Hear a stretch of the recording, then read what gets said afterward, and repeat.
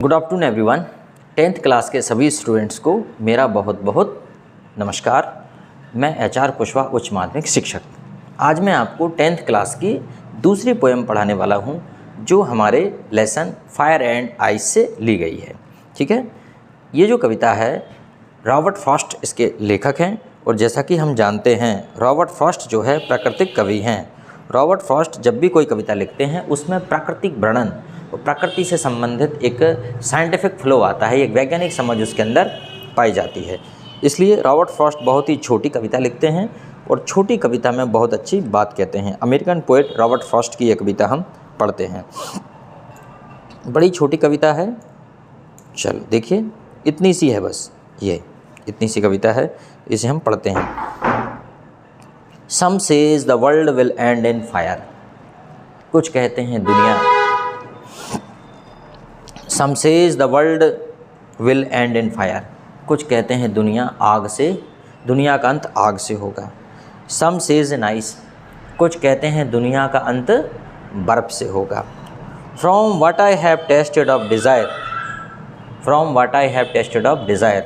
जैसा कि मैंने इच्छाओं का अनुभव किया है। I hold with those who favor fire।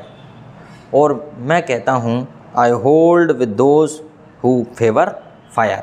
और जिनमें असीमित इच्छाएँ हैं, मैं मानता हूँ कि वो आग का समर्थन करते हैं। उनके अनुसार दुनिया आग से नष्ट होगी। इस पूरी कविता में यहाँ तक फर्स्ट स्टेंजा में कवि रॉबर्ट फ्रॉस्ट कहते हैं कि कुछ कहते हैं दुनिया आग से नष्ट होगी और कुछ कहते हैं दुनिया बर्फ़ से नष्ट होगी। लेकिन चूँकि लोगों की असीमित इच्छाएँ हैं, लोगों की बहुत ज़्यादा डिज़ायर है, ख़त्म ना होने वाली इच्छाएँ हैं, यही दुनिया के विनाश का कारण बनेंगी। यह कवि रॉबर्ट फ्रॉस्ट यहाँ तक कहते हैं। ठीक है, और जो असीमित इच्छाएं रखते हैं, इसका मतलब वो कहीं ना कहीं आग का समर्थन करते हैं, और वो एक प्रकार से आग ही है। जिस प्रकार आग अपनी लपटों में, अपने आगोश में सारी चीज़ों को जलाकर राख कर देती है, अपने में सब कुछ समा लेती है, वैसे ही असीमित इच्छाएँ भी व्यक्ति के विनाश का कारण बनती हैं। ठीक है, इसकी जो जनरल समझ है उस पर हम बाद में बात करेंगे। चलो अगला स्टेंजा आता है। But if I had to perish twice. अगर इसे दूसरे तरीके से देखा जाए, I think I know enough of hate. और मैं जानता हूँ कि ये इसको नष्ट करने के लिए घृणा काफ़ी है। I know enough of hate मतलब मैं पर्याप्त घृणा को जानता हूँ। To say that the destruction ice is also great. और वो कहता है, और कभी कहते हैं कि जो बर्फ़ है, आइस है, यह भी इसके विनाश का कारण बन सकती है। एंड वुड सफ़ी मतलब इसका मतलब है कि जो बर्फ़ है वो भी इसके विनाश के लिए पर्याप्त है।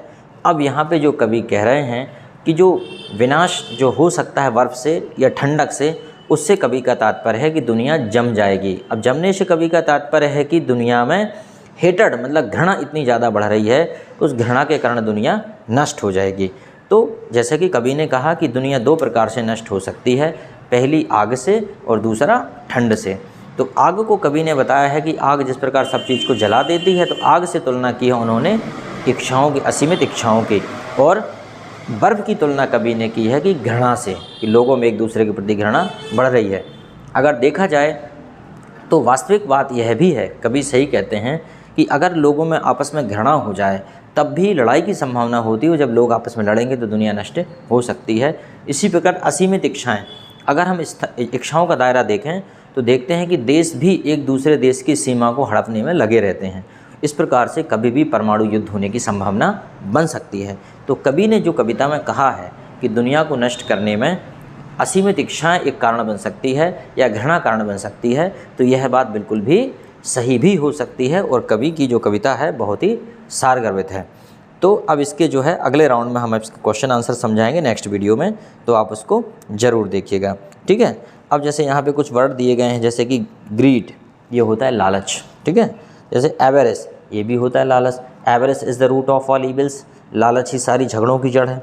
फिर जैसे क्रुअल्टी मतलब होता है निर्दयता, क्रुअल्टी, जैसे कि जानवरों को परेशान करना, मारना, पीटना, छोटे बच्चों को दंड देना अनावश्यक। तो क्रुअल्टी किसी के प्रति मतलब ऐसा व्यवहार करना जो उसे दुख पहुंचाता है, किसी को टॉर्चर करना क्रुअल्टी हो जाएगा। ठीक है, लस्ट होता है वासना, जैसे कि भोग विलास की इच्छा, वासना, वासना में लिप्त रहना, कि आराम करने की इच्छा या वासना की इच्छा, ठीक है, समझ रहे हैं, अश्लीलता, अभद्रता पसंद करना।